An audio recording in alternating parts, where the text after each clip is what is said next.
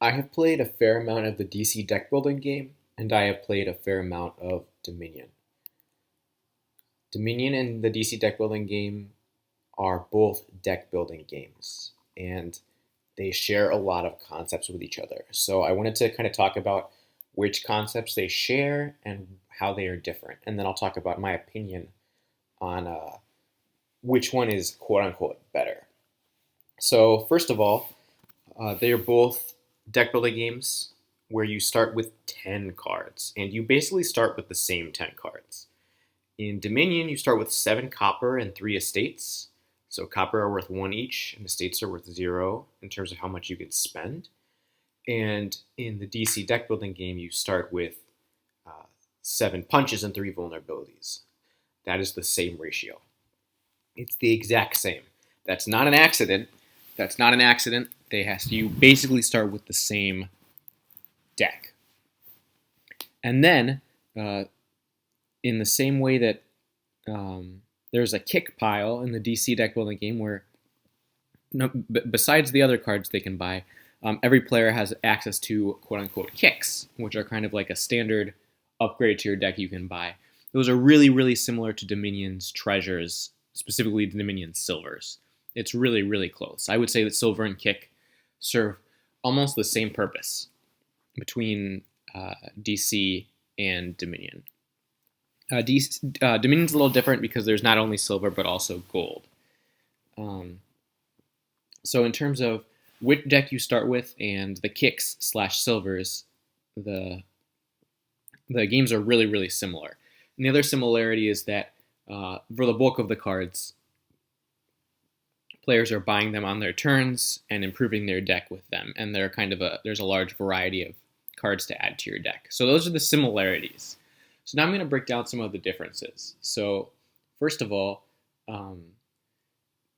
between Dominion and DC, in Dominion, there are 10 Kingdom card piles. Even though in a standard game of Dominion, there are 25 options for Kingdom cards, you'll choose 10 of them randomly and then set out those 10 piles.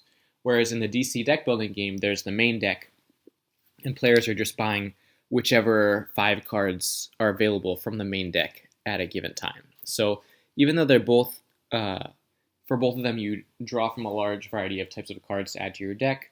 In DC, it's just the 5 cards off the main deck, whereas in Dominion, the players share a fixed amount, so just 10 of each Kingdom card. Also, a difference is that in DC, almost all of the cards are worth victory points. So if you buy a kick, that's worth victory points. If you buy any sort of villain or hero, it's worth victory points. In Dominion, only the victory cards are worth victory points. If you're buying cards that progress your deck, that have some sort of effect inside of your deck, they're very rarely going to be worth any sort of points. And then if you're buying victory cards, such as provinces, those will very rarely further your deck. So in DC, you're choosing the most powerful cards, and in Dominion, you choose between cards that improve your deck or cards that give you more points. There generally aren't cards that do both. There are exceptions, but as a general guideline, there aren't cards that do both. Also in DC, in lieu of provinces, sort of along those lines, in lieu of provinces, there's the supervillain stack, which are super powerful cards that are worth extra victory points. And usually these supervillains, you want to buy them because of how many points they're worth, not necessarily their effect, although their effect is certainly useful when you do come across them in your deck. So in a nutshell, those are the big differences between DC and Dominion, is that main deck versus Kingdom card piles, and then provinces versus supervillains. And then the whole fact that in DC, cards generally are worth points and further your deck, whereas in Dominion you have to choose between those two. So I would say that I think Dominion is a more skillful game, and here's why. One, you have to make decisions, less linear decisions, and 2, there's less luck. In terms of less linear decisions, in DC, there's always a best card on the board, and it's just a matter of when you'll have enough power to be able to buy that card. If your opponent buys it first, they buy it. If you buy it first, you buy it. In Dominion, there's not really a competition where you're racing your opponent for something. So there are 10 festivals on. If we're playing a festival, there are 10 festivals. If you get the first festival, that doesn't mean that your opponent will have less access to festivals because a pile will very rarely run out. So this, in my opinion, removes some of the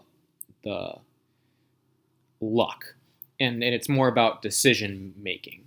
So instead of it being a matter of who gets the festival first, it's a matter of who wants to buy festival, and is festival a good card to buy, which I think creates some complex and more fun and satisfying scenarios. Second of all is luck. It's kind of in the same vein. With Kingdom cards, it's luck about which cards are distributed, which of the 5 cards are revealed. Whereas with Dominion, the 10 Kingdom cards that are going to be in play are fixed, and both players have equal knowledge about what cards will be available to them during the game.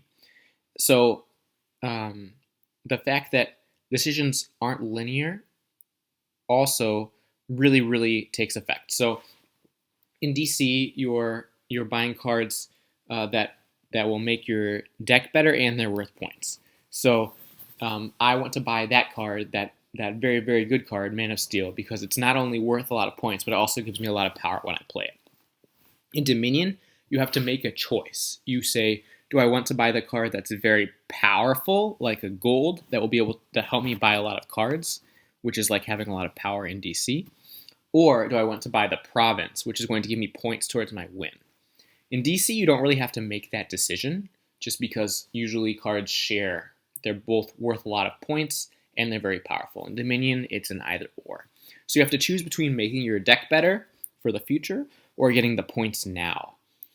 I think that's really interesting and complex, and it makes for more fun and skillful games.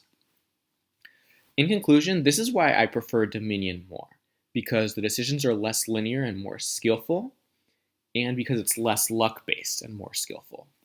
Dominion's still a lot of fun. There's still new decisions to make every game because the Kingdom cards are random every game. So if you're just comparing them on a broad scale, you might say DC is more fun because there's more variability. But that's not true, because the randomness in Dominion is in the setup, not during play. So there's still a lot of variety within games, but the variety doesn't take place in terms of luck and suspense. It takes place in terms of setup. So in conclusion, that is why I prefer Dominion over DC.